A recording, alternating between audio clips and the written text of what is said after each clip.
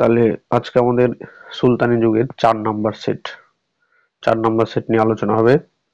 প্রথম যে কোশ্চেন এখানে বলা হচ্ছে দাস বংশের কোন রাজা হস্তরেখা বিদ্যায় পারদর্শী ছিলেন? দাস বংশের কোন রাজা বা কোন সুলতান হস্তরেখা বিদ্যায় পারদর্শী ছিলেন? এদের মধ্যে উত্তর হচ্ছে নাসিরউদ্দিন মামুদ শাহ। এই নাসিরউদ্দিন মামুদ শাহকে কি বলা হতো? দরবেশ কিং।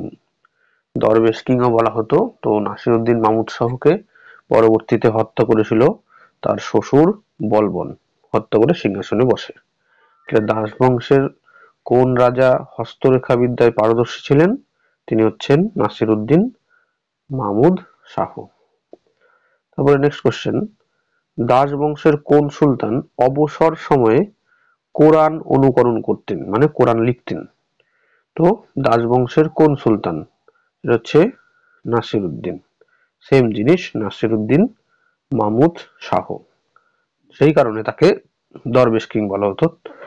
মিনহাজুস সিরাজের লেখা যে গ্রন্থ তবাকত-ই-নাসিরি, এই তবাকত-ই-নাসিরি গ্রন্থটা এই নাসিরউদ্দিন মামুদ শাহকে কেন্দ্র করেই রচনা করা হয়েছিল।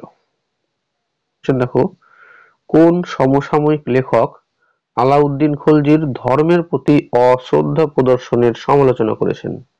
তিনি হচ্ছেন মধ্যযুগের ঐতিহাসিক জিয়াউদ্দিন বারনী। জিয়াউদ্দিন বারনী তবাকত-ই-তারিকি ফিরোজ শাহী গ্রন্থে কি করেছে? আলাউদ্দিন খলজির ধর্মের প্রতি যে অশ্রদ্ধা এই সম্পর্কে কিন্তু সমালোচনা করেছেন। তো এখানটাতে অপশনগুলো আছে আমির খসরু, মিনহাজুস সিরাজ, আল-বিরুনি, বারনী। এগুলো হচ্ছে সুলতানি পিরিয়ড, অর্থাৎ মধ্যযুগের যে সুলতানি পিরিয়ড, সেই সুলতানি পিরিয়ডের বিভিন্ন সমসাময়িক লেখক, ঐতিহাসিক এবং বিদেশি পর্যটক। তো এই বিষয়গুলো সম্পর্কে পড়তে হবে, এটা হচ্ছে একটা টপিক। নেক্সট কোশ্চেন, হুজুর দিল্লি দূর অস্ত, বলা হয় দিল্লি হনুজ দূর অস্ত বা হুজুর দিল্লি দূর অস্ত। এই কথাটা সাধারণত বিভিন্ন ক্ষেত্রে আমরা শুনতে পাই। তো এই উক্তিটা আসলে কার ছিল? সেটা ছিল হচ্ছে সুফি দরবেশ নিজামুদ্দিন আউলিয়া। এই সুফি দরবেশ নিজামুদ্দিন আউলিয়ার ছিল এই বক্তব্য যে হুজুর দিল্লি দূর অস্ত বা দিল্লি হনুজ দূর অস্ত।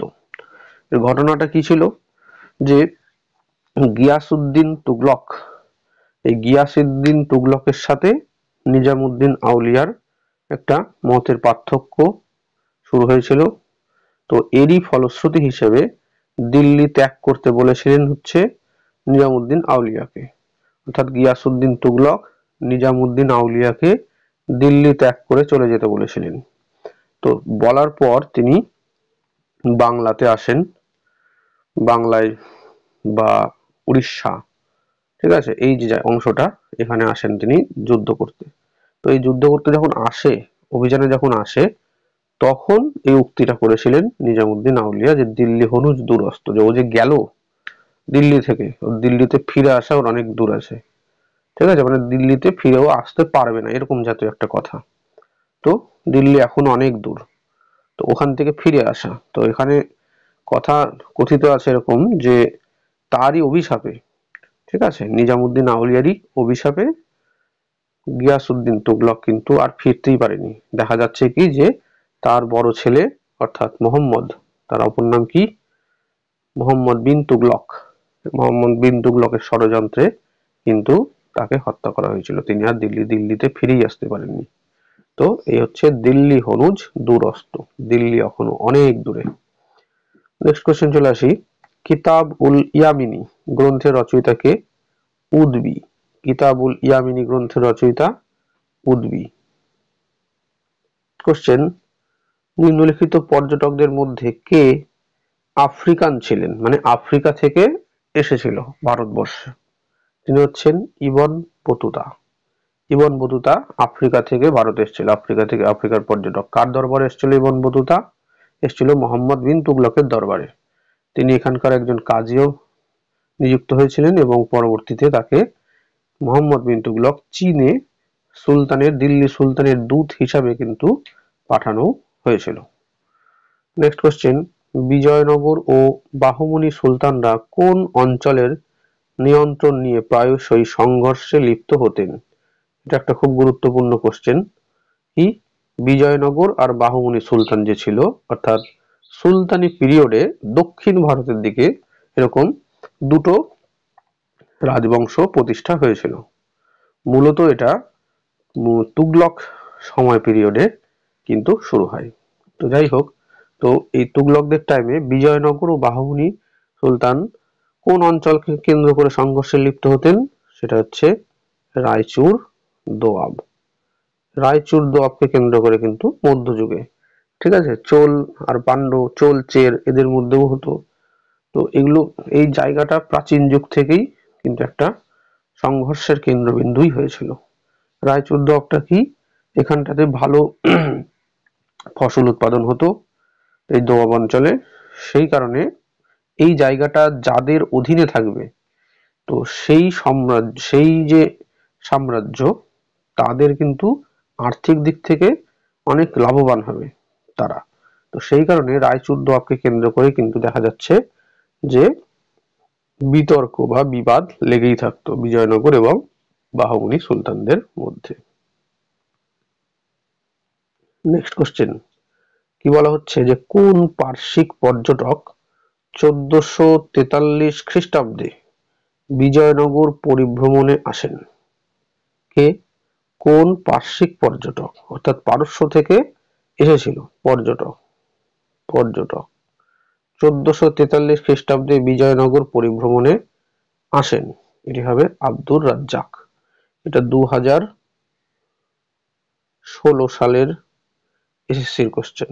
2016 সালে এসএসসিতে কোশ্চেনটা এসেছিল, কিন্তু কোশ্চেনটা একটু ঘোরানো ছিল। কি যে এর মধ্যে কে রাজদূত হিসাবে, ঠিক আছে, এখানে পার্শ্বিক পর্যটক বলা হচ্ছে, তো বলছে পারস্য থেকে নিম্নের কে রাজদূত হিসাবে দরবারে এসেছিল? রাজদূত হচ্ছে আব্দুর রাজ্জাক, কিন্তু রাজদূত হিসাবেই পারস্য থেকে এসেছিল।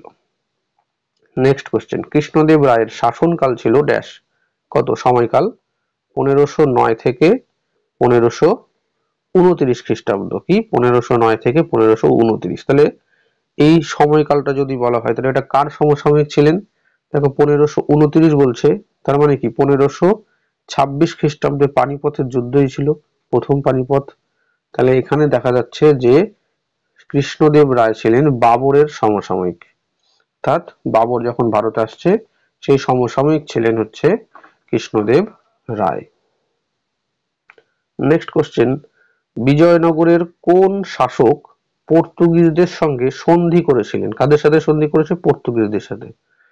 কৃষ্ণদেব রায় 1498 খ্রিস্টাব্দে পর্তুগিজরা কালিকট বন্দরে আসে।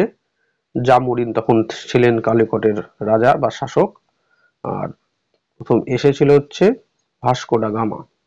তো তারা এসে সেখানটাতেই আস্তে আস্তে কুঠি তৈরি করে তাদের পর্তুগিজ সাম্রাজ্যটা প্রতিষ্ঠা করেছিল, গোয়া দখল করেছিল তার পরবর্তীতে। তো মোটামুটি এই যে টাইমিংটা বলা হচ্ছে, কোন শাসকের সঙ্গে সন্ধি হয়েছিল পর্তুগিজদের সাথে? এটা হচ্ছে কৃষ্ণদেব রায়। অবশ্যই 4টা অপশনের মধ্যে এটা সুইটেবল, এখানে অপশন আলাদা থাকলে হয়তো আলাদা হতো। তো কি বলা হচ্ছে, পর্তুগিজদের সঙ্গে সন্ধি করেছিল কৃষ্ণদেব রায়। নেক্সট কি বলা হচ্ছে যে কোন বিজাপুর সুলতান, মানে বিজাপুরের কোন সুলতান কৃষ্ণদেব রায়ের কাছে পরাজিত হয়েছিল? কৃষ্ণদেব রায়ের কাছে পরাজিত হয়েছিল ইসমাইল আদিল শাহ। কি নাম? ইসমাইল আদিল শাহ। গোলকুন্ডা, বিজাপুর, বেরার, বিদর, আহমদনগর, এর টোটাল ছিল 5খানা রাজ্য, ঠিক আছে। তার মধ্যে বিজাপুরের যে সুলতান, সেই সুলতান ইসমাইল আদিল শাহ এ কৃষ্ণদেব রায়ের কাছে পরাজিত হয়েছিল। নেক্সট কোশ্চেন, নিম্নলিখিত বিজয়নগর রাজবংশগুলিকে ক্রমানুসারে সাজাও। তাহলে কি হচ্ছে, প্রথমে সঙ্গম, তারপরে শালুব, তারপরে তুলুব, তারপরে অরবিডু। তাহলে 1 3 2 4, 1 3 2 4 এই নাম্বার অপশন। নেক্সট কোশ্চেন যে সুলতানি শাসনে ভাঙনের ফলে যে স্বাধীন রাজ্যের উদ্ভব হয়, সুলতানি শাসনের ভাঙন হওয়ার ফলে যে স্বাধীন রাজ্যের উদ্ভব হয়েছিল, অর্থাৎ সাধারণত আমরা সুলতানি সাম্রাজ্যের ভাঙনটা দেখতে পাচ্ছি তুগলক পিরিয়ডে। তুগলক পিরিয়ডের কখন থেকে? মোটামুটি মোহাম্মদ বিন তুগলকের সময় থেকে আমরা দেখতে পাই যে দিল্লি সুলতানির মধ্যে আস্তে আস্তে কেন্দ্রীয় শক্তি দুর্বল হতে শুরু করেছে বা ভাঙন সৃষ্টি হচ্ছে, আর সেই সময়ই দেখা যাচ্ছে বিভিন্ন প্রাদেশিক কিন্তু রাজবংশর উদ্ভব হচ্ছে। এদের মধ্যে আমরা দেখতে পাচ্ছি দক্ষিণ ভারতে বাহমনি, বিজয়নগর, আলাউদ্দিন বাহমান শাহর নেতৃত্বে বাহমনি সাম্রাজ্য, মাধব বিদ্যারণ্যের পরিচালনায় দেখা যাচ্ছে কি বিজয়নগর সাম্রাজ্য, তারপরে হরিহরার বুক্কা প্রতিষ্ঠা করেছিল বিজয়নগর সাম্রাজ্য, দক্ষিণ ভারতে আছে খানদেশ, আর বাংলার ক্ষেত্রে ইলিয়াস শাহী বংশ। তো এই চারটেই আমরা দেখতে পাবো কিন্তু সুলতানি শাসনে ভাঙনের ফলে স্বাধীন রাজ্য প্রতিষ্ঠা হয়েছিল, তারা নিজেদেরকে স্বাধীন বলে ঘোষণা করেছিল। বিভিন্ন জায়গায় বিদ্রোহ হচ্ছিল, তাই নিয়ে ব্যস্ত ছিল মোহাম্মদ বিন তুগলক। নেক্সট কোশ্চেন, সুলতানি যুগে আগত চৈনিক পর্যটকের নাম। যে সুলতানি যুগে চৈনিক চীন থেকে এসেছিল কোন পর্যটক? মাহুয়ান। ঠিক আছে, মাহুয়ান সুলতানি যুগে ভারতে কিন্তু এসেছিল। এই মাহুয়ান কিন্তু আবার বাংলাতেও এসেছিল। ঠিক আছে, বাংলায় ইলিয়াস শাহী বংশ তখন রাজত্ব করেছে। ইলিয়াস শাহী বংশের মধ্যে তখন রাজা ছিলেন গিয়াসউদ্দিন আজম শাহ। এই গিয়াসউদ্দিন আজম শাহের রাজত্বকালে বাংলার সুলতান গিয়াসউদ্দিন আজম শাহ, এই ছিল ইলিয়াস শাহী বংশের তৃতীয় সুলতান। ঠিক আছে, এই সময় কিন্তু মাহুয়ান এসেছিল। মাহুয়ানকে কিন্তু এখানটাতে গৌড়, মালদা জেলা, বর্তমান যে মালদা জেলার যে গৌড়, সেই গৌড়ের উল্লেখ করেছে এখানে। মালদা জেলার গৌড়েও কিন্তু তখন এসেছিল গৌড় পান্ডুয়া। এখানকার যে সুতির কাপড়, তো এই সুতির কাপড়ের তিনি কিন্তু সম্পর্কে প্রশংসা করেছেন, রেশমের সম্পর্কে প্রশংসা করেছেন। নেক্সট কোশ্চেন, অল-বিরুনি যে সংস্কৃত গ্রন্থগুলি আরবিতে অনুবাদ করেননি, এর মধ্যে অল-বিরুনি সংস্কৃত গ্রন্থগুলি আরবিতে অনুবাদ করেননি কোনটা? এটা হচ্ছে মেঘদূতম, এটা তিনি সংস্কৃত অনুবাদ করেনি। বৃহৎ সংহিতা, খণ্ডখাদক, যোগসূত্র, এই যে গ্রন্থ তিনটে, এই তিনটা গ্রন্থ তিনি অর্থাৎ অল-বিরুনি সংস্কৃত অনুবাদ করেছে, মেঘদূতমটা করেনি। নেক্সট কোশ্চেন, পশ্চিম উপকূলে বিজয়নগরের প্রধান বন্দর ছিল কি? পশ্চিম উপকূল, যে ভারতবর্ষ এরকম যদি করা হয়, তো এই পশ্চিম উপকূল, ঠিক আছে, পশ্চিম উপকূলে ছিল প্রধান বন্দর বিজয়নগরের। পশ্চিম উপকূলে বিজয়নগরের প্রধান বন্দর ছিল হচ্ছে ভাটকল বা ভাতকল, এটা ট হওয়া উচিত ছিল, ভাটকল। ঠিক আছে, এই ভাটকল বন্দরটা কেন বিখ্যাত ছিল? এই বন্দরটাতে কিন্তু সাথে আরবি ঘোড়ার ব্যবসা হতো। আরবি ঘোড়া ছিল যুদ্ধের উপযোগী একটা বিখ্যাত ঘোড়া। বিজয়নগরের বিখ্যাত চিত্রকলার নিদর্শন পাওয়া গেছে কোথায়? লেপাক্ষী। লেপাক্ষী যে জায়গাটা, সেখানটাতে বিজয়নগরের চিত্রকলার নিদর্শন পাওয়া গেছে, যে পেইন্টিং, উন্নত মানের পেইন্টিং, সেই শিল্প তার নিদর্শন পাওয়া গেছে লেপাক্ষীতে। নেক্সট কোশ্চেন, কৃষ্ণদেব রায়ের অমুক্ত মাল্যদা বা আমুক্ত মাল্যদার বিষয়বস্তু কি ছিল? এর বিষয়বস্তু সবকিছু আমরা দেখতে পাচ্ছি, তার রাজনৈতিক দর্শন তার মধ্যে ছিল, প্রশাসনিক ব্যবস্থা তার মধ্যে ছিল, বিচার ব্যবস্থা, বিদেশ নীতি। এক কথায় কি দাঁড়াচ্ছে? এক কথায় দাঁড়াচ্ছে এটা প্রশাসনিক এবং পলিটিক্যাল গ্রন্থ। ঠিক আছে, অমুক্ত মাল্যদা তেলেগু ভাষায় লেখা ছিল এই গ্রন্থটা, কৃষ্ণদেব রায়ের সময়ের একটা বিখ্যাত গ্রন্থ। পোদ্দার বলে একজন ছেলে, সেই পোদ্দার ছিল অন্ধ্র কবিতার পিতামহ। অন্ধ্র, নট অন্ধ, অন্ধ্র কবিতার পিতামহ এই পোদ্দার ছিলেন কৃষ্ণদেব রায়ের দরবারের একজন। নেক্সট কোশ্চেন, বিজয়নগর সাম্রাজ্যে প্রচুর সংখ্যায় নারী নিয়োগ করা হতো কোন পদে? এখানে দেখা যাচ্ছে হিসাব রক্ষক, প্রাসাদ রক্ষী, রাজকীয় দেহরক্ষী, এইরকম ভাবে কিন্তু নারীদের বিভিন্ন কাজের সাথে যুক্ত করা হতো বা নিয়োগ করা হতো। তো এই জায়গা থেকে কি বোঝা যাচ্ছে যে ওম্যান এম্পাওয়ারমেন্ট সেই সময় ছিল। আর এখানে বি নম্বর অপশনের মধ্যে বলা হচ্ছে রাজকীয় দেহরক্ষী অর্থাৎ বডিগার্ড। তো এটা প্রথম কোন জায়গায় আমরা উল্লেখ পাই মেয়েদেরকে রাজার দেহরক্ষী হিসেবে নিয়োগ করা হতো, সেটা আমরা মৌর্য যুগে প্রথমের উল্লেখ পাই। চন্দ্রগুপ্ত মৌর্য, মৌর্য সাম্রাজ্যের প্রতিষ্ঠাতা, তিনি কিন্তু প্রথম দেহরক্ষী হিসেবে নারীদের নিয়োগ করেছিল। নেক্সট কোশ্চেন, নিম্নলিখিত কোন শাসক বিজয়নগরের সেনাবাহিনীতে তুর্কি তীরন্দাজ নিয়োগ করা শুরু করেন? তুর্কি তীরন্দাজ, আগে কি জানি যে যুদ্ধের উপযোগী বিভিন্ন সেনা ছিল, তার মধ্যে কি ছিল তীরন্দাজ বাহিনী বলে একটা বাহিনী ছিল। এখনকার দিনে যেমন ট্যাঙ্ক, তখনকার দিনে ছিল তীরন্দাজ বাহিনী। তো এই তীরন্দাজ বাহিনী, তুর্কি তীরন্দাজ বাহিনী একটা তখনকার সময়ের উন্নত একটা সেনা ট্রুপস। তো কে এটা শুরু করেছিল নিয়োগ করা? প্রথম দেবরায়। প্রথম দেবরায় এই তীরন্দাজ বাহিনী কিন্তু তুর্কি তীরন্দাজ বাহিনী কিন্তু নিয়োগ করা শুরু করেছিল তার সেনা দলে। নেক্সট কোশ্চেন, নিম্নলিখিত কোন বক্তব্যটি কৃষ্ণদেব রায় সম্পর্কে সঠিক নয়? তিনি তুলুব বংশের রাজা ছিল, এটা ঠিক আছে। সঙ্গম, শালুব, তুলুব, অরবিডু। তো বিজয়নগরের তৃতীয় যে রাজবংশ অর্থাৎ তুলুব বংশ, তার সেখানকার তিনি তুলুব বংশের শাসক ছিলেন, এটা ঠিক। তিনি 1509 থেকে 1530 পর্যন্ত শাসন করেন, 30 বলা হচ্ছে, ঠিক আছে। তো এখানেও আমরা ঠিক 1509 থেকে 1530 শাসন করেন। তারপরে কি তিনি রায়চুর দোয়াব পুনরুদ্ধার করেন। তো রায়চুর দোয়াব পুনরুদ্ধার করেছিল, এটাও ঠিক। কিন্তু তিনি বিজাপুরের সুলতানের কাছে পরাজিত হন, এটা ঠিক নয়। কৃষ্ণদেব রায় বিজাপুরের সুলতানের কাছে পরাজিত হয়নি, তো সেই কারণে এটা ভুল। নেক্সট কোশ্চেন, সঙ্গম বংশের নিম্নলিখিত কোন শাসক চীনে দূত প্রেরণ করেছিলেন? সঙ্গম, শালুক, তুলুব, অরবিডু, ওই প্রথম যে বংশ, তো সেটাই হচ্ছে সঙ্গম বংশ। কোথাকার প্রথম বংশ?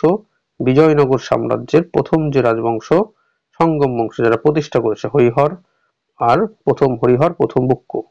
তো এর মধ্যে কি সেকেন্ড রাজা কে ছিল? প্রথম বুক্কু। ফার্স্ট রাজা কে ছিল? প্রথম হরিহর। তো এই প্রথম বুক্কুর শাসনকালে তারা চীনে দূত পাঠিয়েছিলেন। কোন উৎসবে বিজয়নগরের রাজারা উপস্থিতি একান্ত আবশ্যক ছিল? মানে কোন উৎসবে বিজয়নগরের রাজার উপস্থিতি একান্ত আবশ্যক ছিল? এমন একটা উৎসব হতো যেখানে বিজয়নগরের রাজারা অবশ্যই উপস্থিত থাকতেন, সেটা হচ্ছে মহানবমী। এই মহানবমী বা নবরাত্রি যেটা বলা হচ্ছে, এই নবরাত্রি বা মহানবমী, এই যে উৎসবটা, এই উৎসবে বিজয়নগরের রাজারা অবশ্যই কিন্তু ম্যান্ডেটরি ভাবে উপস্থিত থাকতেন। নিম্নলিখিতদের মধ্যে যে একজন বিদেশি পর্যটক নন, মানে কে? ঠিক আছে, কে বিদেশি পর্যটক নন? ফেরিস্তা, বারবোসা, নুনিজ, নিকোলো কান্টি, এরা তিনজনই বিদেশি পর্যটক। কিন্তু ফেরিস্তা, ফেরিস্তা লেখা গ্রন্থ কি? তারিকি ফেরিস্তা, ঠিক আছে, ফেরিস্তা। আচ্ছা, তারিকি ফেরিস্তা যে বলা হচ্ছে, যে তারিক কথার অর্থ কি? তারিক কথার অর্থ হচ্ছে ইতিহাস। ফার্সি ভাষায় তারিক, বাংলা ভাষায় তার অর্থ ইতিহাস, ঠিক আছে, তারিকি ফেরিস্তা। তো যাই হোক, তো ফেরিস্তা কোনো বিদেশি পর্যটক নয়। বিদেশি পর্যটক কে ছিলেন? Barbosa, Niccolo Conti, Nuniz. Next question, বিজয়নগরের শাসকরা বিরূপাক্ষের নামে শাসন পরিচালনা করতেন। তো এই বিরূপাক্ষ কে ছিলেন? বিরূপাক্ষ মন্দিরও আমরা দেখতে পাই যে বিজয়নগরের শাসকরা বিরূপাক্ষ মন্দির তৈরি করেছিল। তো বিরূপাক্ষ আসলে শিবকে বলা হয়, শৈব দেবতা বা শিব। শিবকে দক্ষিণ ভারতে বা দ্রাবিড় সংস্কৃতিতে বিরূপাক্ষ নাম দেওয়া হয়। তো এই বিরূপাক্ষ হচ্ছে শিবকে বলা হয়, ঠিক আছে, ভগবান শিব বা মহাদেব। বিজয়নগরের শাসকরা বিরূপাক্ষের নামে শাসন পরিচালনা করতেন। আসলে তারা শিব। এবার দক্ষিণ ভারতে শৈব সম্প্রদায় যে ছিল তাদেরকে কি বলা হতো? নয়নার বলা হতো। আর দক্ষিণ ভারতে দুটো গোষ্ঠী তৈরি হয়েছিল, এক হচ্ছে বিষ্ণুর উপাসক, বিষ্ণুর উপাসকদেরকে বলা হতো আলাবার, ঠিক আছে, আর শিবের উপাসকদেরকে বলা হতো নয়নার। তো আলাবার আর নয়নার, তো এই নয়নার সম্প্রদায়ের মধ্যে কিন্তু তারা ছিল, অর্থাৎ বিরূপাক্ষ কি? বিরূপাক্ষ শৈব সম্প্রদায় ভুক্ত বা শৈব শিবের অপর নাম, মহাদেবের অপর নাম ছিল বিরূপাক্ষ। এই নয়নার আর আলাবার থেকে নেট এবং সেট পরীক্ষায় একটা কোশ্চেন থাকবেই, যদি কোনোবার মিস হয় তাহলে তার পরের বছর ধরে রাখতে হবে যে গ্যারান্টি যুক্ত, সেখান থেকে কোশ্চেন আসবেই। তো এই কারণে এই নয়নার এবং আলাবারের একটা লিস্ট, সেটা পড়তে হবে। নয়নার কাকে বলে, আলাবার কাকে বলে, হয়ে গেল। তারপরে পড়তে হবে নয়নার সন্তগুলো যে ছিল তাদের একটা লিস্ট, আলাবার সন্তগুলো যে ছিল তাদের একটা লিস্ট। এই অংশটুকু খালি পড়ে রাখলে নেট সেট পরীক্ষার জন্য প্রত্যেক বছর একটা করে কোশ্চেন কমন পাওয়া যাবে। চলে আসি কোশ্চেনে। সঙ্গম বংশের শেষ রাজা কে ছিলেন? সঙ্গম বংশের শেষ রাজা ছিলেন বিরূপাক্ষ। সঙ্গম বংশের, ঠিক আছে, এই বিরূপাক্ষ। যদিও বিরূপাক্ষটা মহাদেবের নাম, কিন্তু রাজারাও তো বিভিন্ন ক্ষেত্রে নাম নেওয়া হয়। এখন আমরা দেখি বিভিন্ন লোকের নাম বিভিন্ন ধরনের আছে, কৃষ্ণ কারো নাম আছে, হ্যাঁ, শিব কারো নাম আছে। তো এরকম ভাবেই বিরূপাক্ষ নাম ছিল রাজা। সঙ্গম বংশের শেষ যে রাজা ছিল তার নামও ছিল বিরূপাক্ষ। এই রাজারা কিন্তু নিজেদের মূর্তিও তৈরি করত, করে নিজেদের ফ্যামিলির একটা বিভিন্ন মন্দিরের মধ্যে কিছু একটা সেগমেন্ট থাকতো, সেখানে বিভিন্ন রাজা রানী তাদের মূর্তি কিন্তু তৈরি করা থাকতো বা তৈরি করত। নেক্সট কোশ্চেন, নিম্নলিখিত কে বিজয়নগর সাম্রাজ্যের দুর্গীকরণ বিষয়ে বিস্তৃত বর্ণনা করেছেন? দুর্গীকরণ, দুর্গ তৈরি করা, ঠিক আছে। তো আব্দুর রাজ্জাক, বিজয়নগর সাম্রাজ্যে যে দূত পারস্য থেকে এসেছিল যার নাম আব্দুর রাজ্জাক, তো আব্দুর রাজ্জাক দুর্গীকরণের বর্ণনা কিন্তু করেছেন, যে বিজয়নগর সাম্রাজ্যের কোথায় কোথায় দুর্গ ছিল, জীবনযাত্রা মানুষের কেমন ছিল, কি করত, এই ধরনের। বিশেষ করে বিজয়নগর সাম্রাজ্য সম্পর্কে জানার প্রধান যে উপাদান সেটাই হচ্ছে বিদেশি অ্যাকাউন্টগুলো।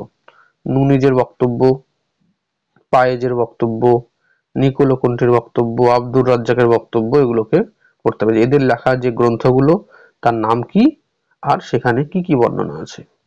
তো এখানে কি বলা হচ্ছে, দুর্গীকরণের বিষয়ে বিস্তৃত বর্ণনা পাওয়া যাচ্ছে কার লেখা থেকে?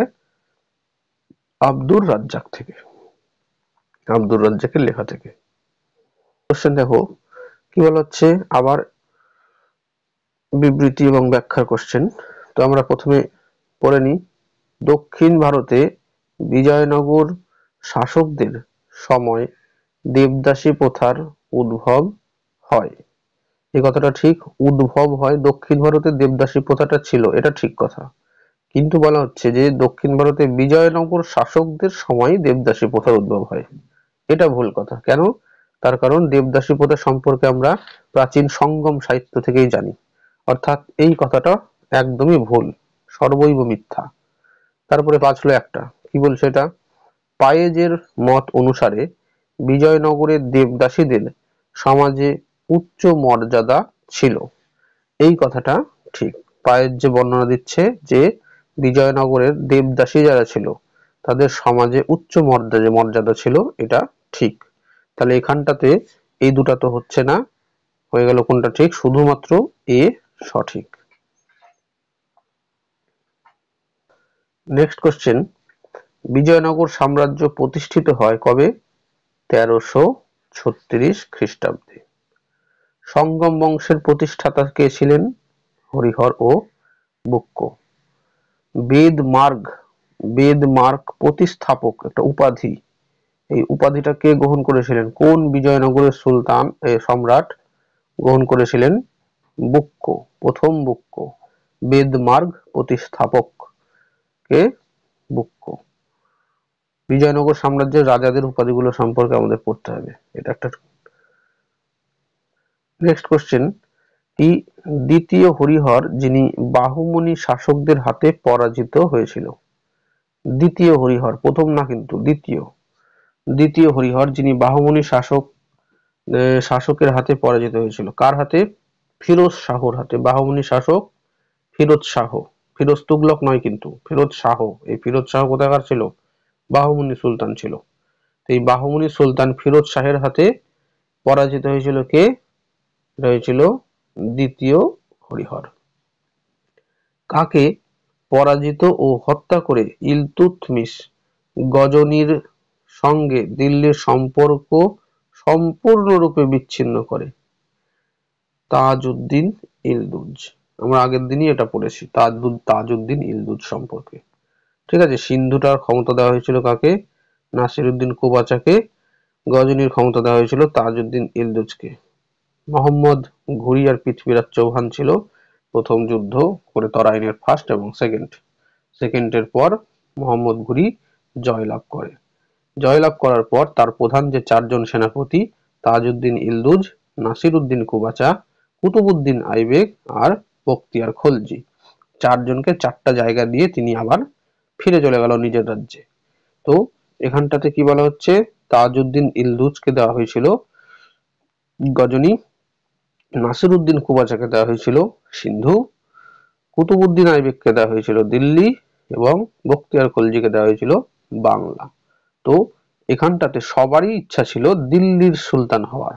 তো সেই কারণে কুতুবউদ্দিনের মৃত্যুর পর তাজউদ্দিন ইলদুজ এবং নাসিরউদ্দিন কুবাচা এরা চাইছিল দিল্লির সিংহাসন অধিকার করার জন্য, কিন্তু এখানটাতে দিল্লির সিংহাসনে আমরা কি জানি? ইলতুৎমিশ সিংহাসনে বসে গেল। তো সেই কারণে দেখা যায় কি বলছে, কাকে পরাজিত ও হত্যা করে ইলতুৎমিশ গজনির সম্পর্ক ছিন্ন করে? তাজউদ্দিন ইলদুজকে। নাসিরউদ্দিন কুবাচাকেও তিনি হত্যা করেছিলেন। কি হত্যা করেছিলেন? ইলতুৎমিশ। কোশ্চেন, সঙ্গম বংশের সর্বশ্রেষ্ঠ শাসক কে ছিলেন? সঙ্গম, শালুব, তুলুব, অরবিলু, এই চারটা বংশের সঙ্গম যে বংশ, এর মধ্যে সর্বশ্রেষ্ঠ শাসক, শ্রেষ্ঠ রাজা, তিনি হচ্ছে দ্বিতীয় দেবরায়। বিজয়নগর সাম্রাজ্যের কোন বিখ্যাত লেখক বেদের ভাষ্য রচনা করেন? সায়নাচার্য করেছিলেন, সায়ন বা সায়নাচার্য। বিজয়নগর সাম্রাজ্যের একজন বিখ্যাত লেখক যে বেদের ভাষ্য। এবার ভাষ্য কথার অর্থ কি? ভাষ্য কথার অর্থ হচ্ছে টিকা। কোনো একটা গ্রন্থকে যখন ছোট আকারে বা জিস্ট হিসাবে লেখা হবে তখন সেই গ্রন্থটাকে বলা হবে ভাষ্য, আর যে গ্রন্থর টিকা লেখা হবে ওটা সেটার ভাষ্য। তো বেদের ভাষ্য রচনা করেছিলেন কে? সায়ন বা সায়নাচার্য। তাহলে বেদের একটা ছোট ক্ষুদ্র সংস্করণ বলা যায়, যে বেদের সারাংশটাকে ছোট করে লিখেছিল, সেটা হচ্ছে সায়ন বা সায়নাচার্য। তাহলে ভাষ্য বলতে কি বোঝায়? আশা করি বোঝা গেল, যে কোনো একটা গ্রন্থকে যখন তার সারাংশ হিসাবে ছোট টিকা লেখা হবে তো সেটাই হচ্ছে ভাষ্য। নেক্সট কোশ্চেন, বিজয়নগর সাম্রাজ্যের সর্বশ্রেষ্ঠ শাসক ছিলেন কৃষ্ণদেব রায়। টোটাল বিজয়নগর সাম্রাজ্যের কথা যদি বলা হয় যে বিজয়নগর সাম্রাজ্যের সর্বশ্রেষ্ঠ শাসক, এটা কোনো পার্টিকুলার রাজবংশের ক্ষেত্রে না, টোটাল চারটা বংশের মধ্যে শ্রেষ্ঠ শাসক, তাহলে সে হবে কৃষ্ণদেব রায়। তুলুব বংশের প্রতিষ্ঠাতা কে ছিলেন? সেকেন্ড রাজবংশ, সঙ্গম, শালুব, তুলুব, থার্ড রাজবংশ আর কি। তুলুব বংশের প্রতিষ্ঠাতা ছিলেন হচ্ছে বীর নরসিংহ। ঠিক আছে, সঙ্গম, শালুব, তুলুব, এই হচ্ছে তুলুব বংশের বীর নরসিংহ।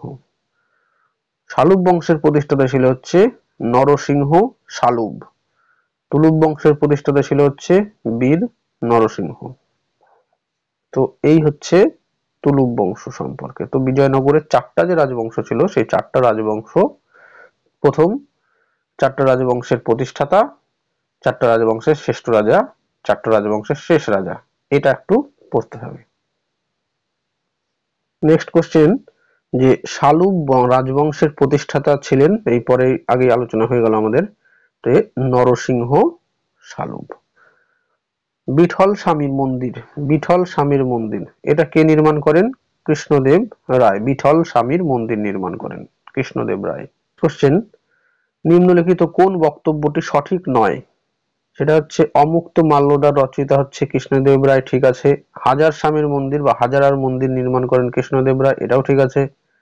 নেগল্লপুরম নগর প্রতিষ্ঠা করেন দ্বিতীয় দেব রায়, এটা ঠিক না, এটা তো ঠিকই না। তাহলে কোনটা?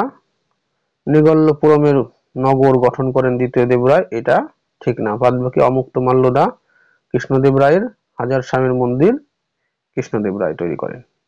নিম্নলিখিত কোন ব্যক্তিকে রাজিয়া নিজের পক্ষে আনতে সক্ষম হননি? সক্ষম হননি কোনটা? মালিক মোহাম্মদ জুনাইদি, ঠিক আছে। এখানে কি কবির খানকে মানে দিল্লির যে সুলতান, সুলতান রাজিয়া ইলতুৎমিশের কন্যা সুলতান রাজিয়া জনগণের সমর্থন নিয়ে দিল্লির সিংহাসনে বসেছিল। দিল্লির সিংহাসনে বসার পর দেখা যাচ্ছে বিভিন্ন প্রদেশের যে প্রাদেশিক প্রধান যারা ছিল তারা এবং 40 চক্র এরা কিন্তু রাজিয়াকে মানতে পারেনি। সেই কারণে বিভিন্ন প্রদেশে বিদ্রোহ দেখা দিয়েছিল রাজিয়ার বিরুদ্ধে। তো যেহেতু নারী শাসিকা সেই কারণে। তো যাই হোক, তো এদের মধ্যে উল্লেখযোগ্য কে? কবির খান, ইয়াকুত খান, মোহাম্মদ সালারি, এরা হচ্ছে রাজিয়ার বিরুদ্ধে বিদ্রোহ করেছিল। মোহাম্মদ জুনাইদি, সবাই বিদ্রোহ করেছিল। কিন্তু কোশ্চেনটা হচ্ছে নিম্নলিখিত কোন ব্যক্তিকে রাজিয়া নিজের পক্ষে আনতে সক্ষম হননি? মোহাম্মদ মালিক মোহাম্মদ জুনাইদি, একে তিনি নিয়ে আসতে পারেনি। কেন? তার কারণ একে ক্ষমতাচ্যুত করে দেওয়া হয়েছিল প্রধানমন্ত্রী থেকে, ঠিক আছে। কি বলছে যে বিজয়নগরের কোন শাসক প্রথম মহারাজা ধীরাজ ও রাম পরমেশ্বর উপাধি, কি কোন শাসক প্রথম মহারাজা ধীরাজ আর রাম পরমেশ্বর উপাধি গ্রহণ করেছিলেন? এটা হবে দ্বিতীয় হরিহর। নেক্সট কোশ্চেন, মহানাটক মহানাটক সুধানিধি, কি মহানাটক সুধানিধি গ্রন্থের রচয়িতাকে? দ্বিতীয় দেব রায়। এটা একটা গুরুত্বপূর্ণ প্রশ্ন যে মহানাটক সুধানিধি গ্রন্থের রচয়িতা কে ছিলেন? এভাবে দ্বিতীয় দেব রায়। তো বিজয়নগর সাম্রাজ্যের সাংস্কৃতিক ইতিহাস থেকেও কোশ্চেন আসবে। কোন মন্দির কোথায় অবস্থিত, কে তৈরি করেছে, সেই মন্দিরের বিশেষত্ব কি? এটা একটা ক্যাটাগরি। 2 নম্বর ক্যাটাগরি, বিজয়নগর সাম্রাজ্যের যে সাহিত্যিক উপাদানগুলো আছে সেই উপাদানগুলো কি কি? তার রচনাকারকে, কোন ভাষায় সেগুলো রচনা হয়েছে, সেই রচনাগুলোর বিষয়বস্তুগুলো কি, মানে কোন কোন বিষয়কে কেন্দ্র করে রচনাগুলো বা গ্রন্থগুলো লেখা। তো এই জাতীয় কিন্তু আমাদেরকে দেখতে হবে।